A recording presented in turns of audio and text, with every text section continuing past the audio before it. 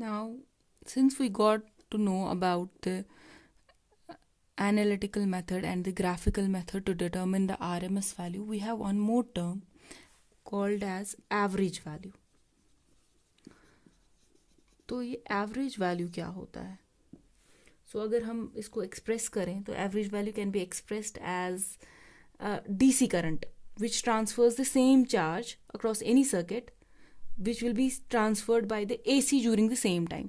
मतलब ऐसे मान के चलो जिस तरह हम वहाँ पे हीट ट्रांसफर मान के चलते थे, AC की वजह से जो हीट डिसिपेट होगी through the lamp will be same as that which will be dissipated by the DC. ठीक है, तो उसी को हम DC value will be considered as the RMS value of the AC. तो similarly in this case average value में हम क्या करेंगे, हम DC करंट ही एक्सप्रेस करेंगे इसको, लेकिन वो क्या ट्रांसफर करेगी, same charge across any circuit in the same time which will be transferred by the AC. Same will be transferred by the AC और DC ट्रांसफर सेम होगा. तो लेकिन एवरेज वैल्यू में ये चीज़ है कि why since when we consider the symmetrical wave forms, जो हमारी सिमेट्रिकल वेव फॉर्म्स होती हैं, सिमेट्रिकल वेव फॉर्म्स यानी जिनका पॉजिटिव हाफ साइकिल और नेगेटिव हाफ साइकिल सेम होता है. So we have 0 to pi, pi to 2 pi. ठीक है, तो इनका क्या होता है, if we consider the whole cycle, तो इसमें क्या आएगा, हमारा जो एवरेज वैल्यू है दैट विल बी 0, है ना, फॉर सिमेट्रिकल वेव फॉर्म्स. तो उस केस में हम क्या करते हैं, we consider only half cycle consider किया जाता है फॉर सिमेट्रिकल वेव फॉर्म्स.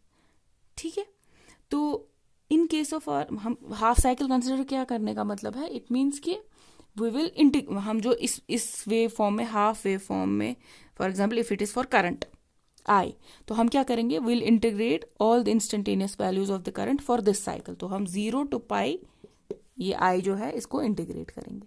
ठीक है, but in case of non unsymmetrical asymmetrical this wave forms, तो वहाँ पे क्या होता है, there we do not have to take half cycle, वहाँ पे हम फॉर द कंप्लीट साइकिल लेके चलते हैं. ठीक है, तो अब अगर हमें मैथमेटिकली इसको शो करना हो तो we can show it by this. So I average can be called as I1 plus I2, जितने भी मीन अप टू IN, ठीक है, divided by n, mean value. या हम अगर हमें एनालिटिकली शो करना हो तो I average will be equal to 0 to pi I d theta by pi. So this is how we determine the average value. फिर इसको फिर से हम we will put I is equal to Im sin of omega t या Im sin of theta. So we'll put I here like this and then we'll solve it and we'll get the final equation. So if I'll put it for your see, I'll put the value of I is equal to Im sin of omega t. So I average can be obtained as Im by pi. I'll get this out. So it will be 0 to pi. किसका निकालना है, sin theta का, तो sin theta को कर देंगे. So further solving it, I average will be equal to Im by pi. Theta के values put करके we got minus cos of pi plus cos of 0. ठीक है, 0 और पाई पुट कर देना है. तो आफ्टर दैट जब हम इसके वैल्यूज पुट करेंगे तो we will get, it will be minus, so it will be 2Im upon pi. So I average will be given by 2Im upon pi. अगर हम फिर इसका फर्दर 2 बाई पाई का वैल्यू कर देंगे तो we will get 0.637 Im. So 0.637 multiplied by the maximum value of the current will give me the average value. So this you have to remember. You can apply directly in your numericals where there will be asked give the average value of this. So you can, if you know the value of the maximum value of the current, so you can directly put the value and then get the average value. Similarly for V average, it is 0.637 Vm. So these values have to be remembered. how do you determine average value, how do you determine RMS value. So from this average value and RMS values, two important factors have been determined. So those factors are actually, those are called as form factor and peak factor. Form factor. So KF. Form factor is given by the ratio of or RMS value divided by the average value. If you know the RMS value, you know, since we know the value of the RMS, हमें पता है, for example, we are taking current into consideration. तो RMS value of the current किसके बराबर होता है? It is 0.707 IM, maximum value of the current, divided by average value of the current किसके बराबर होता है? It is 0.637 IM. So once you divide it, it will be 1.1. So for directly कभी कभी पूछा जाता है, बताओ जी फॉर्म फैक्टर क्या है साइनोसाइडल वेव का. तो साइनोसाइडल वेव का जो फॉर्म फैक्टर है, you can directly write it as 1.1. और if it is not for sinusoidal, for if you have to determine it for any wave form, so you can know, you can directly put the value of RMS and divide it by the average value and you can get the form factor. Similarly, we have one more term that is called as the peak factor. Peak factor, or it's also called as the crust factor, या इसको amplitude factor भी बोलते हैं. ठीक है, all are the same. तो amplitude, not value, amplitude factor. तो ये किसके बराबर होता है? This peak factor, it is KA, amplitude factor, peak factor. तो this is given by maximum value. क्या मैक्सिमम वैल्यू होगा उस वेव फॉर्म का, divided by the RMS value. So this gives me the peak factor. If I can write if I have to give the peak factor of the current. So if IM is the maximum value of the current, so and RMS value I know it is IM upon √2. So on further solving, it will give me the value of √2. तो जो form factor या peak factor होता है, that is √2. If I further write it down, we know √2 is how much? 1.414. So for a sinusoidal AC, my form factor is 1.45. You might have seen that we directly use these values, 1.1, 1.4. These come from actually this form factor, RMS, average values. So remember this also. So now we came to know about number of things, that RMS value क्या होता है, average value क्या होता है, form factor क्या होता है, peak factor क्या होता है. So all of these can be put into an example and we can determine it from an example. So let me take an example into consideration. So if we have a question like this, we have to, for example, we have to calculate RMS value, average value, form factor, peak factor of a periodic current having the following values. हमारे पास ऐसी wave form है जो एक periodic current है.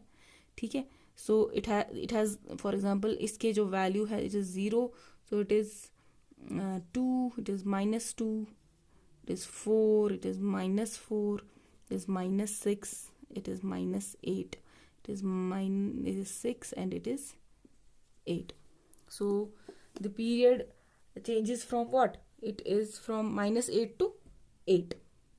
ठीक है, तो अब हम इसका वेव फॉर्म अगर इस तरह दिया हो, यहाँ पे 0 है, यहाँ पे 2 है, फिर से इस तरह का वेव फॉर्म चेंज हो रहा है.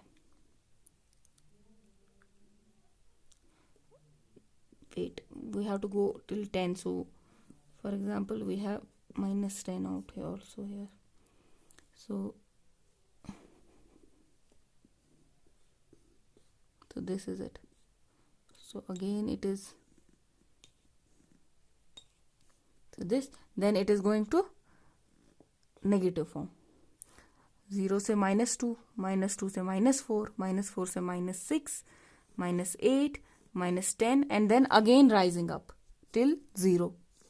So this is your time period T. So this is the waveform you have been provided with. So the question asks us, calculate the RMS value, average, इसका RMS value निकालो, इसका average value निकालो, इसका form factor निकालो, इसका peak factor निकालो.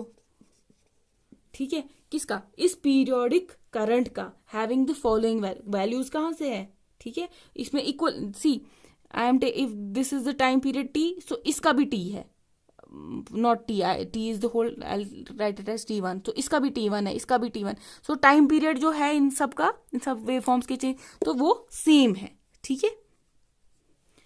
तो और चेंजिंग कहाँ पे है, इंटरवल्स कौन कौन से, 0 से 2 जा रहा है, 2 से 4, 4 से 6, 6 से 8, 8 से 10, और 10 से फिर क्या आ रहा है वापस 8, फिर 6, फिर 4, फिर 2, फिर 0, फिर क्या जा रहा है, फिर नेगेटिव में जा रहा है, -2 तो इस तरह ये एक wave form, periodic wave form बन रही है। अब इसमें ये सारी चीजें डिटरमिन करनी है। तो हमारे पास वैल्यूज कैसे चेंज हो रही, see first of all we have to write down.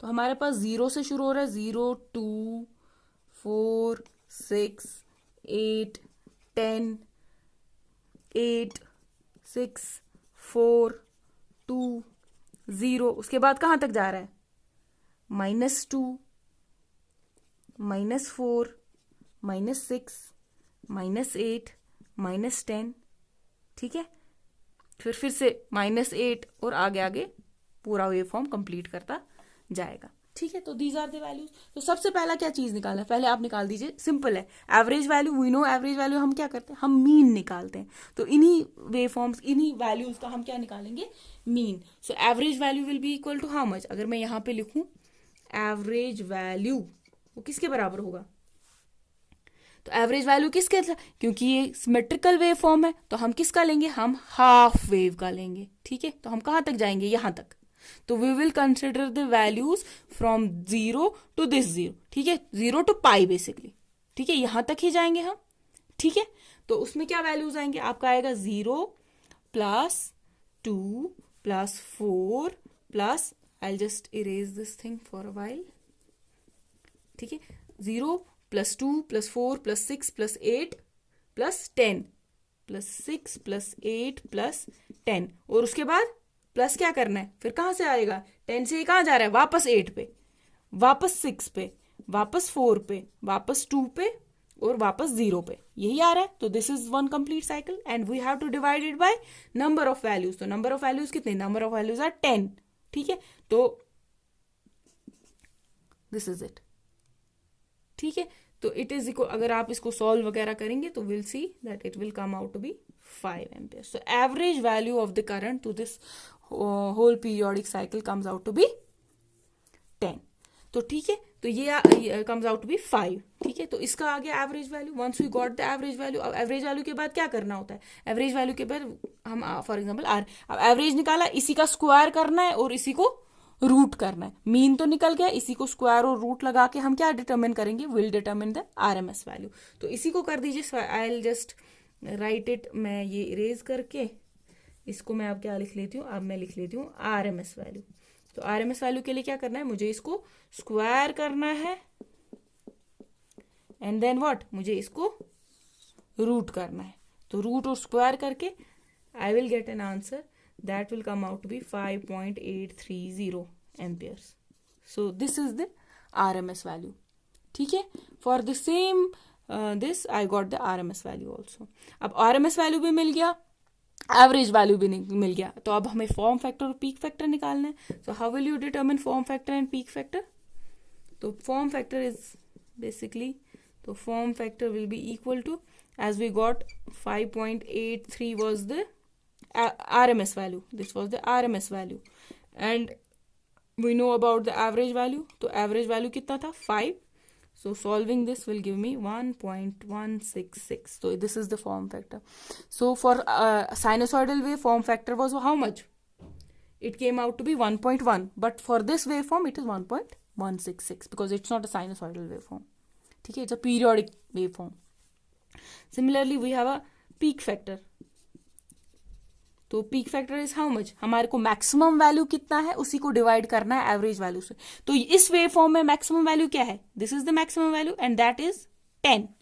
तो 10 डिवाइडेड बाय हमारा आरएमएस वैल्यू कितना है, 5.83। Once we divided we got the value equals to 1.715, ठीक है। So 1.715 is the peak factor for this periodic wave. So this is how we have to solve for different waveforms. ठीक है, तो you can solve it for number of equations, तो number of waveforms. So practice it on your own now. So after completing these form factor, peak factor, average values, RMS values, now let me talk about what phase and phase difference is.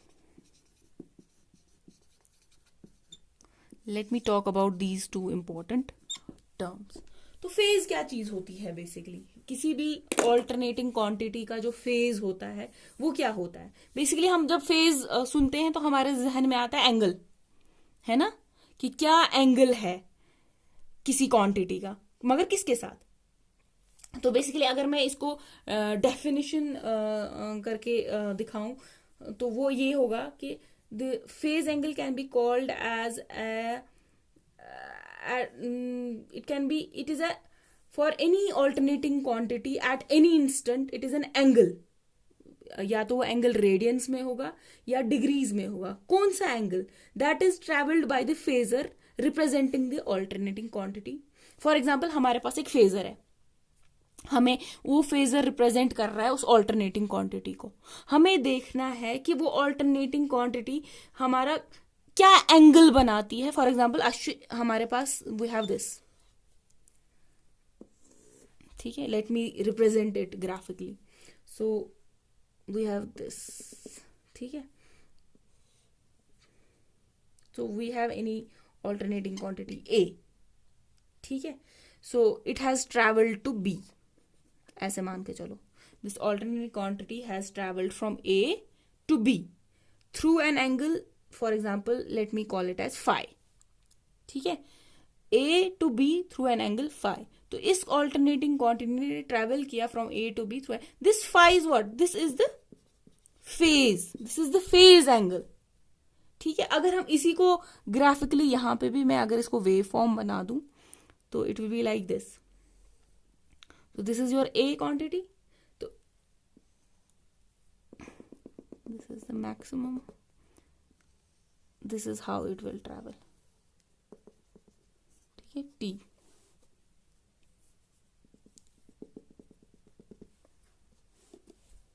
ठीक है. तो अब कहां से चल रही है? ए से कहां पहुंची? बी. फॉर एग्जाम्पल यहां पे ये आ गया आपका जी बी, ठीक है. तो you know this is the maximum value, है ना. दिस टॉप पॉइंट, इसको मान लो टी, तो दिस इज टी, ठीक है. तो ये मैक्सिमम वैल्यू है, तो यहां पे पहुंचा है. तो अगर ये मैं पाई मान के चलूं, ठीक है, दिस इज 0 to पाई, तो मैक्सिमम वैल्यू पे क्या टाइम पीरियड होगा? It will B pi by 2, ठीक है. It will B pi by 2. तो ये जो है एंगल, ये कैसे डिटरमिन होगा? ये जो इस पॉइंट से, ये जो हम टी, जो टाइम फेज इतने टाइम तक, तो ये एंगल कैसे? ये this theta will be represented by this time period. वो कितना है? That is given by phi. तो ये ए से बी पहुंचने तक ये क्या है? दिस विल बी फाई, ठीक है. दिस पॉइंट, जब ये ए से इस पॉइंट से कहां पहुंचा? बी पॉइंट तक, तो this will be represented by phi. And this phi is what? This is your what? This is your phase angle. And this phase can be in radians or it can be in degrees also. So this is how you know about this. तो ये phase angle कितना हो सकता है? See, if you can see from this phasor diagram, अगर आप देखो तो ये phase angle कहाँ से, ये 0 से लेके कहाँ तक जा सकता है? It can go up to, for one complete, it is 0 to 2 पाई. तो फेज एंगल जो है, जो आपका फेज है, that can go from 0 to 2 पाई, या इसको 0 to बेसिकली अगर हम इधर देखें इस चीज को, सी यहाँ पे हम पाई, 2 पाई, 3 पाई इस तरह देख रहे हैं. तो अगर हम इस तरह देखेंगे तो 0 से लेके कहां तक ये पूरा एंगल कितना बनेगा? This will B 360 degree. तो 0 से 360 डिग्रीज तक. तो फिर ये फाई डिटरमिन करता है, हाँ जी, अगर हमारा फाई 0 होगा, अगर हमारा जो ये एंगल है this phi is 0, so there is no displacement between A and B, ठीक है, तो ये 0 है, तो वहां पे क्या हो जाएगा, तो जो हमारी जनरली जो साइनोसॉइडल क्वांटिटीज होती हैं, जो प्योर साइनोसॉइडल क्वांटिटीज है, तो वहां पे क्या होता है, वहां पे दिस फाई इज 0 डिग्रीज। ठीक है, अब अगर हमारे पास फाई पॉजिटिव होगा या फाई नेगेटिव होगा, उससे हमें पता चलेगा कि ये क्लॉकवाइज डिस्प्लेसमेंट है कि एंटी क्लॉकवाइज डिस्प्लेसमेंट है। ठीक है, तो वो भी मैं आपको, I will just make it understand to you people. तो अब आपको ये चीज समझ में आ गई that phase is what, phase is the phase of any alternating quantity at any instant is basically the angle जो वो बनाता है बाय क्या, बाय जो वो एक एंगल बनाता है bye travelling from one point two another point. वो हमारे it can be here also, it can be here at any instant, कितना ट्रैवल कर रहा है हमारी alternating quantity, that is given by an angle and that is called as the phase. So you remember one more thing, that if for general, if I'll take the consideration of the general instantaneous value, see, we know about the equation E is equal to em sin of omega t, यही हम लिखते हैं ना instantaneous value of the instantaneous value of any for current और voltage. ठीक है, तो ऐसे लिखते हैं हम इसमें, we can write it down like this also, E is equal to E m sine of omega t plus phi. ठीक है, प्लस और माइनस वी कैन ऐड, क्योंकि क्लॉकवाइज रोटेशन है या एंटी क्लॉकवाइज रोटेशन, तो अकॉर्डिंगली मैं plus and minus लिख रही हूँ। सो एक्चुअली ये वाली इक्वेशन है, लेकिन हम जब हम प्योरली साइनोसॉइडल वेव फॉर्म लेते हैं, हम वहां क्या लेते हैं, we take E instantaneous value क्या लेते हैं, E is equal to E m sine of omega t. We do not take this, why we do not take this, because phi for a sinusoidal wave form is 0 degrees. तो इसी वजह से क्या है, E is equal to E m, लेकिन किसके लिए, for a pure sinusoidal wave form. लेकिन कभी कभी क्या होता है, we do not have a sinusoidal wave form, so we have some value of phi, this phi has some value, so general equation is this, लेकिन for a sinusoidal waveform we take E is equal to em sin of omega t। ठीक है, तो phi अगर consideration में ये लेके चलते हैं हम कि we have the value of phi, we do not have phi is equal to 0, so phi can be either positive और negative, like in this equation I have written positive और नेगेटिव। तो जब phi is some positive value, तो इसका क्या मतलब हुआ, we have phi is equal to some, for example phi is equal to 30 degrees plus 30 degrees, we have a positive value of phi. तो इसका मतलब ये होता है कि quantity has some positive instantaneous value at t is equal to 0। So अगर हमारे पास जो भी क्वांटिटी होगा, तो at t is equal to 0 जो हमारा फाई का वैल्यू है वो सम पॉजिटिव वैल्यू है। सिमिलरली अगर फाई नेगेटिव होगा, तो at t is equal to 0 जो ये फाई का वैल्यू